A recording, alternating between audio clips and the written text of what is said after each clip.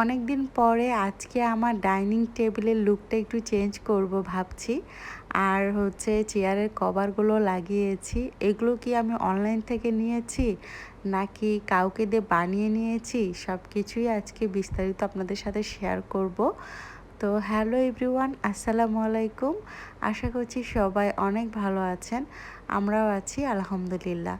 এই ভিডিওগুলো বেশ কয়েকদিন আগের ভিডিও, আর আমি আসলে ভয়েসটা দিচ্ছি অনেক দিন পরে। তো যাই হোক, এই তো এখানে হচ্ছে তরির বাপি বাজার করে নিয়ে এসেছে, তো আমি এগুলো হচ্ছে গুছিয়ে রেখে দিচ্ছি। আর তাছাড়া আজকে হচ্ছে আমার দুইজন স্পেশাল মেহমান আসবে। তো একজন হচ্ছে আমার ছোট ননাস আর একজন হচ্ছে আমার আম্মু। তো ওনারা আসলে আসবেন, তো ভাবলাম যে আজকে ওনাদের জন্য একটু ভালো মন্দ আর কি রান্না করা যাক। তো এই যে এখানে এছাড়াও আরও যা যা লাগবে সব কিছু কিনে নিয়ে এসেছে তরির বাপি। তো এখন হচ্ছে আমি রান্না করব, তো ওইটারই আর কি প্রিপারেশন চলছে। তো আজকে রান্না করব হচ্ছে গরুর গোশ আর হচ্ছে সাদা পোলাও, সাথে হালকা পাতলা আরও কিছু রান্না করার ইচ্ছা আছে। দেখা যাক ওনাদের রিজিকে আসলে কি কি থাকে। তো এখানে আমি হচ্ছে গোশগুলোকে ভালো করে ধুয়ে তারপর একটা হাঁড়িতে নিয়ে নিয়েছি। এরপর এক এক করে সব কিছু মশলা আমি দিয়ে দিচ্ছি। তো গরুর মাংসটা আসলে আমি হাতে মাখিয়েই বেশিরভাগ রান্না করি। কখনো হচ্ছে পেঁয়াজ মরিচ ওগুলো দিয়ে যে মশলাটা ভুনা করে তারপর যে অনেকেই মাংসটা দিয়ে দেয়, সেটা আমি আসলে করি না। আমি সব সময় গরুর মাংস হাতে মাখিয়ে রান্না করতে বেশি পছন্দ করি। আমার কাছে মনে হয় এইভাবে রান্না করলে খেতে আরও বেশি মজার হয়। আর তাছাড়া হচ্ছে মুরগির মাংস বা খাসির মাংস যেটাই হোক না কেন, ওইটা আমি মশলা ভালো করে কষিয়ে তারপরে আমি ওগুলো রান্না করি। মোট কথা হচ্ছে যে আমি গরুর মাংস হাতে শুধু মাখিয়ে রান্না করি, আর বাকিগুলো আমি কষিয়ে রান্না করি। আর এই তো আমি অফ ক্যামেরায় হচ্ছে রাইস কুকারে সাদা পোলাওটা রান্না করে নিয়েছি। রাইস কুকারে সাদা পোলাও রান্না করলে কিন্তু একদমই সহজ মনে হয় আমার কাছে।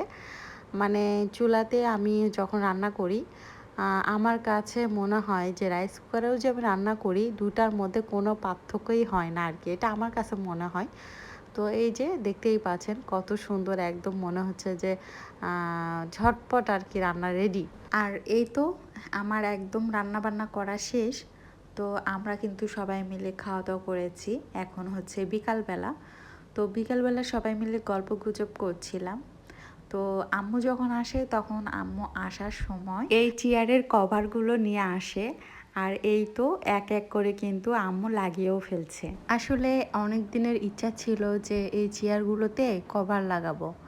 তো আম্মুর সাথে আমি প্রায় এই কথাটা শেয়ার করতাম যে আম্মু চেয়ারে কভার লাগালে কেমন লাগবে। তো আম্মু বলতো যে ভালোই দেখা যাবে। তো টেবিলের উপরেও কভার লাগাতে চেয়েছিলাম প্রথমে। তো পরবর্তীতে মনে হলো যে টেবিলের উপর যদি এই কাপড় দিয়ে কভার বানাই তাহলে হয়তো বা দেখতে ভালো লাগবে না। তো সেই জন্য আমি চিন্তা করেছি যে কভার আর দিব না, তো সেই জন্য সাদাই রেখে দিচ্ছি। আসলে মেয়েদের শখের তো কোনো মানে শেষ হবে না। এক এক সময় এক এক জিনিস দেখলেই আসলে কিনতে ইচ্ছে করে। তো আম্মু আবার হচ্ছে সংসার সাজাতে ভীষণই পছন্দ করে।